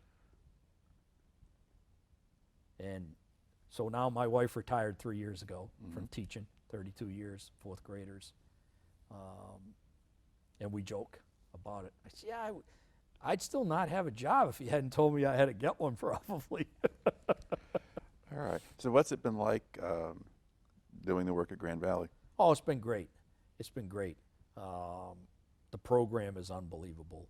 I mean, the kids experience something, you know, that they would never get. A lot of kids from Grand Rapids have never even been out on a lake. Kids from Muskegon have never been out on a lake. They get to go out on a 2.5-hour educational cruise on the boats, and we do research work with the PIs at the GVSU and other universities. I make sure the boats run. I oversee operations, safety. I do everything but the education part of the program I oversee. And we grew from when I was hired, and we had the DJ Angus and the WG Jackson, the bigger boat in Muskegon. And as the Institute grew, now we have the 2 big passenger vessels that are Coast Guard inspected. We have 6 trailerable small boats that the grad students use, and 3 vehicles. And I oversee all those. And all of my people, except for my full-time captain on a Jackson, everybody's older than me. And it's always been that way. It's a retirement group of guys that want to come back and make some part-time money as technical call-ins, and then have their winters off. So it's my engineer on the Jackson, 78 years old. My mom's 80. My mom just turned 80. So, you know, Dave could be my grandfather. And the other guys were primarily all 10 years older than me, you know, the entire time. And it's a completely different, we do all the same type of work I did in the Coast Guard, maintenance on ships and all that stuff, but you've got a workforce now that's not 19 anymore or 20 anymore. They're in their 60s and 70s, and they're only doing this job because they love it. So it's a completely different interaction with your crew. Yeah, you have to convince them that they want to do this stuff. All right. Okay. And in what ways does your Coast Guard experience help you out with this? Oh, my bosun mate background was fundamental for this, to oversee this program. And then I learned all of the engineering part of it. So I oversee both of it, engineering, deck and engineering per se. Supervising people and being able to put operations together. And, the biggest thing I always had going for myself was probably, I hate reading. I couldn't sit down and read a whole book. And you couldn't give me a book and I'd get a B+ after I took a test. But I've got common sense, it's unbelievable. And I can look at something, I can look at a situation and make a decision right away on what should get done. And I don't have to sit together with a working group to figure this stuff out. And it's really helped in my job there where our boat part of the program, is not so much focused where students are going through to get a degree. We're doing a completely different part of it. And for when something comes up and it's got to get dealt with, we don't put a group together to figure it out. Tony makes the decision. Give it to the chief. He'll figure it out. And that's made my life real easy. Being a chief in the Coast Guard has made my life real easy in life. Okay. It really has. All right. Now you're slated to retire out of this position. Are you going to keep working with the boats or be a deckhand or do something else entirely? I think what I'm going to do is, I'm hoping to step down from the fleet captain's position at the end of 21. I'll be 62, and I figure I'm grabbing my Social Security check at that point.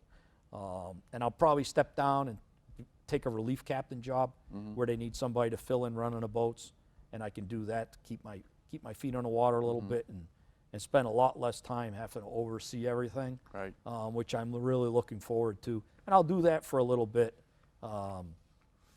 The Maritime Museum down in South Haven has a Coast Guard 36-foot motor lifeboat that they had at Humboldt Bay that they decommissioned before I got there. I never got to run that 36-footer. It's always been something I wanted to do. And this is the boat that they used in the movie about the big rescue in Chatham.